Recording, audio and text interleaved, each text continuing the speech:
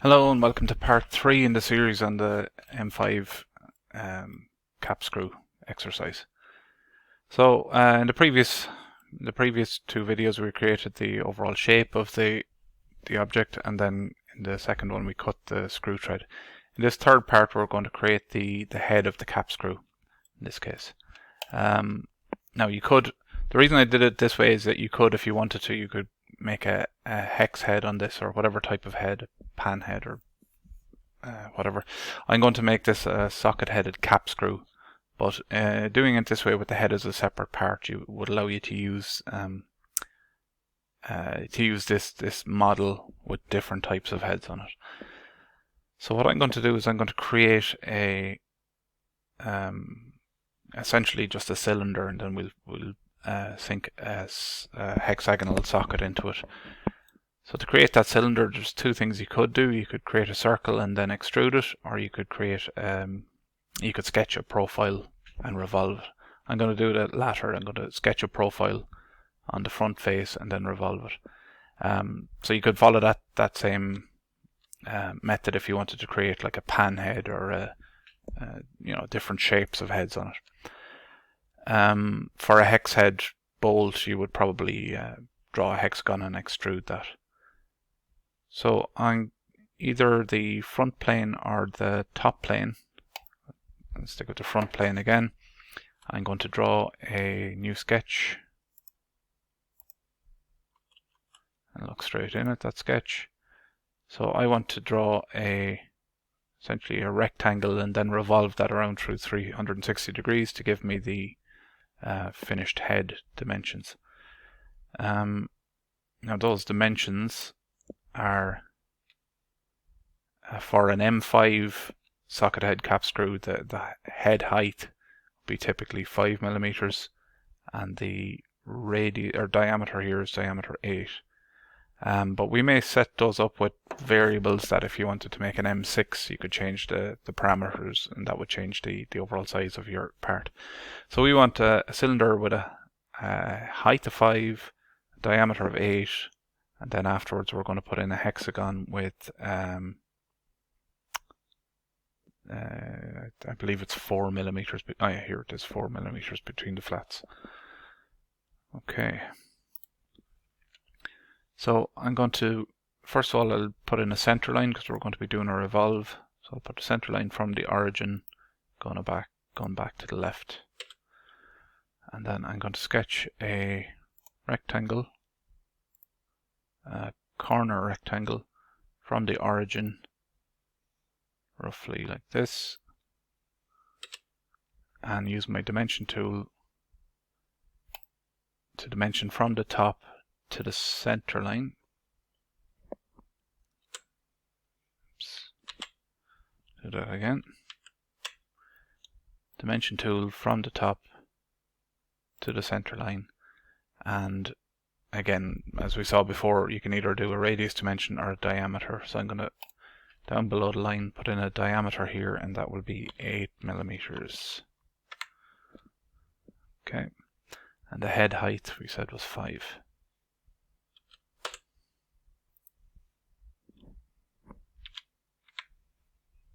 Okay, and that is the sketch for that fully defined.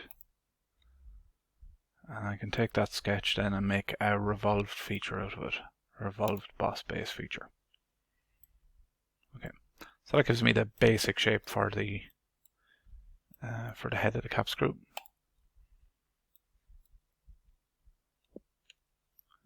There are some fillets on the top and bottom surface of that. So using the fillet feature here in the feature tab, I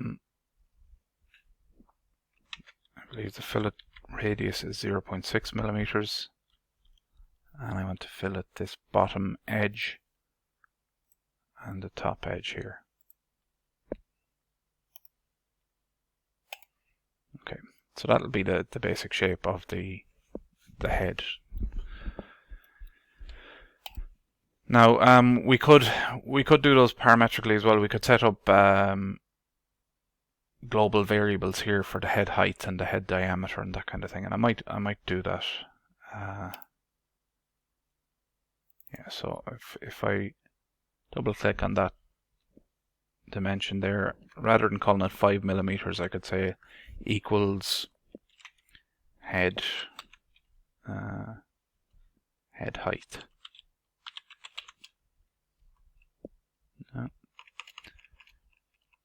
Actually, what I'll do is I'll call it equals h head and create a global variable.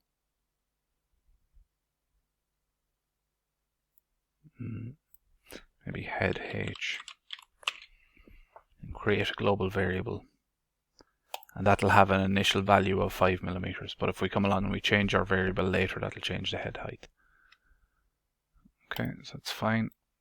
And for the 8 millimeters, I'll do the same thing here. I'll create a global variable equals head diameter.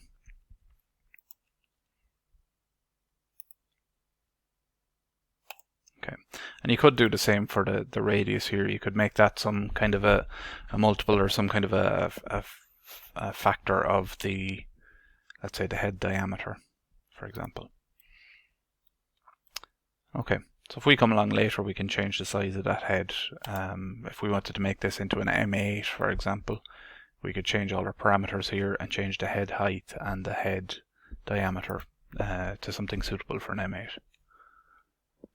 Okay, so the last feature we need to create then is the hexagonal socket in the top of this here. So what I'm going to do then, to do that, we're going to do an extruded cut feature. And we want to create a sketch on that face, that top face. So create an extruded cut. It'll ask me for a plane to do the sketch on. I'm going to create the sketch on that face there. Spacebar and look in normal too. Now, so because of the way we had set up our model previously, the origin is running along the center line. That'll make life a little easier. So I want to, in the sketch tools up here, I'm going to create a polygon.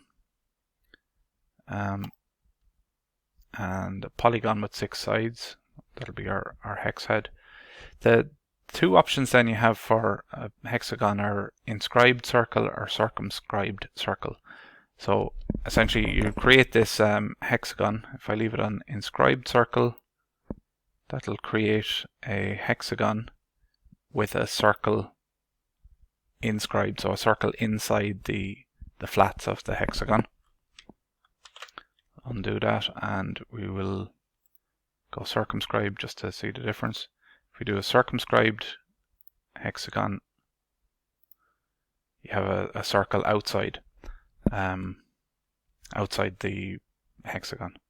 So I think inscribed here is what we want. We want a hexagon with an inscribed circle,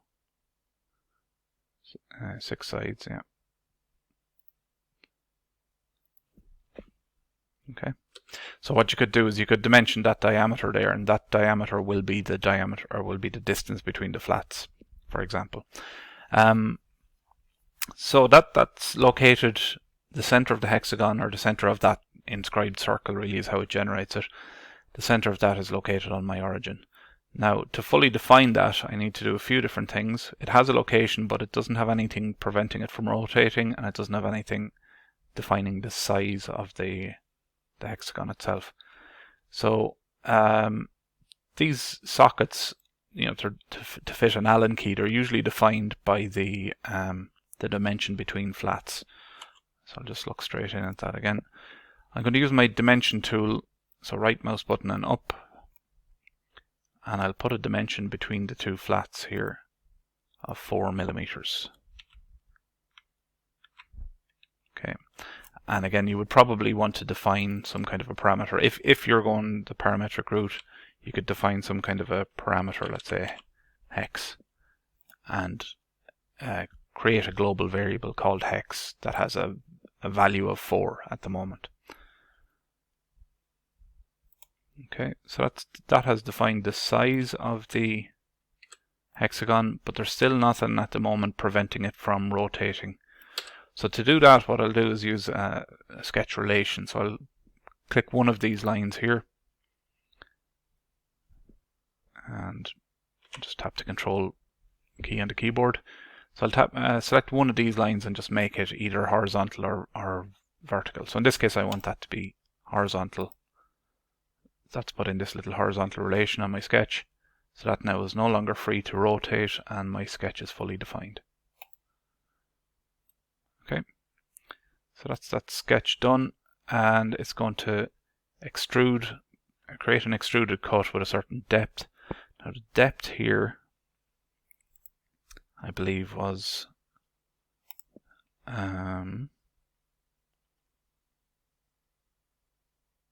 not defined in that.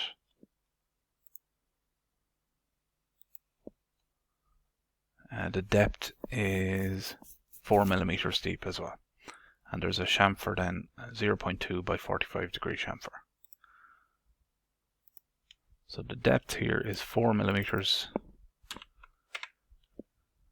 Okay, so blind from the sketch plane, blind by 4 millimeters,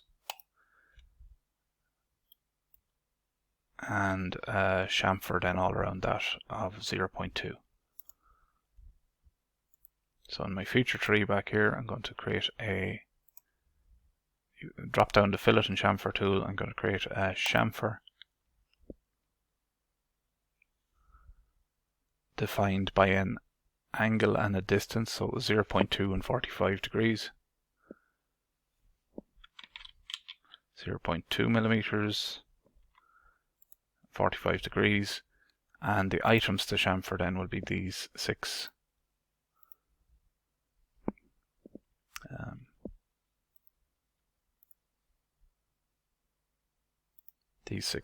edges here.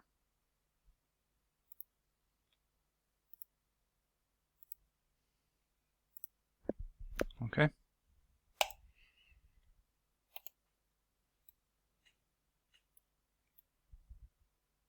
So I think that is the part finished.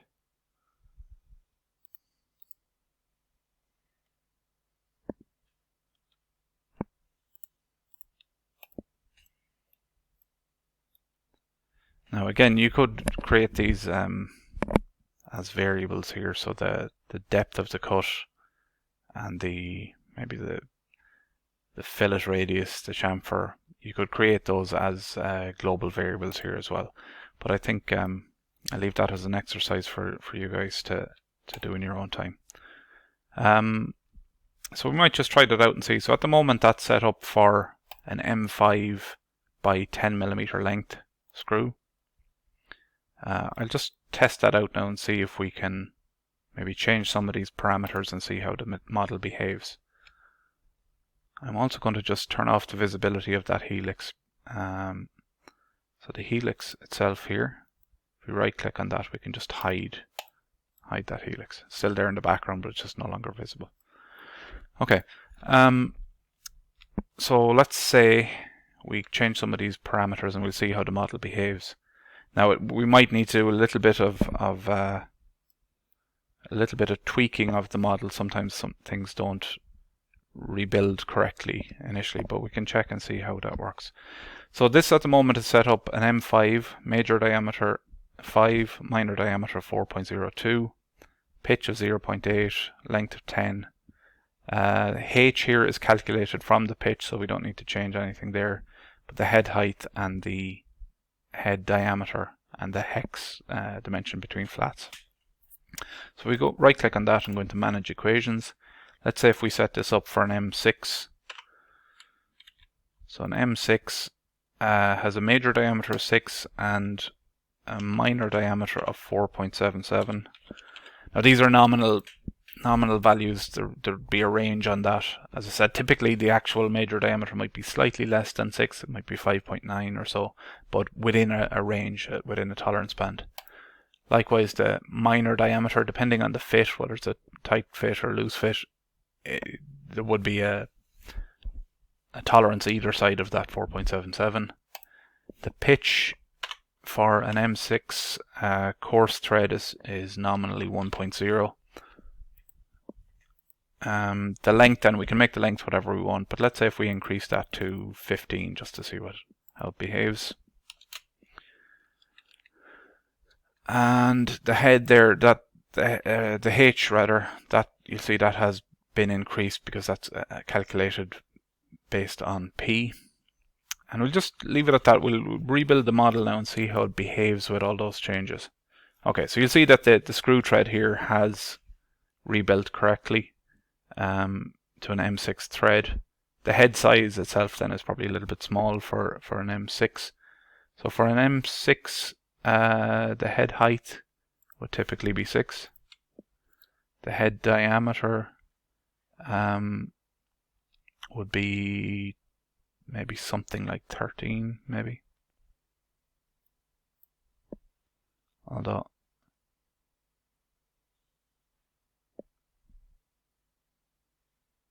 excuse me, no, it's 10.